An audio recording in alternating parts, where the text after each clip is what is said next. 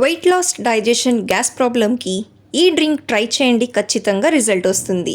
మరి ఈ డ్రింక్కి కావాల్సిన పౌడర్ ఎలా చేసుకోవాలి అంటే 1 కప్పు మెంతులు, అరకప్పు జీలకర్ర, పావు కప్పు సోప్, 1 టేబుల్ స్పూన్ వాము వేసి స్టవ్ లో ఫ్లేమ్లో పెట్టి కడాయిలో వేయించుకోవాలి. కలుపుతూ వేయించండి, లేకపోతే మాడిపోతాయి. 10 నుంచి 15 నిమిషాల వరకు లో ఫ్లేమ్లో కలుపుతూ ఎర్రగా అయ్యేంత వరకు వేయించుకోవాలి. ఇవి వేగిన తర్వాత ప్లేట్లో తీసుకొని పూర్తిగా చల్లారిన తర్వాత మిక్సీ జార్లో తీసుకొని మెత్తని పౌడర్ లాగా చేసుకోవాలి. ఈ పౌడర్ని ఎయిర్ టైట్ కంటైనర్లో స్టోర్ చేసుకోండి.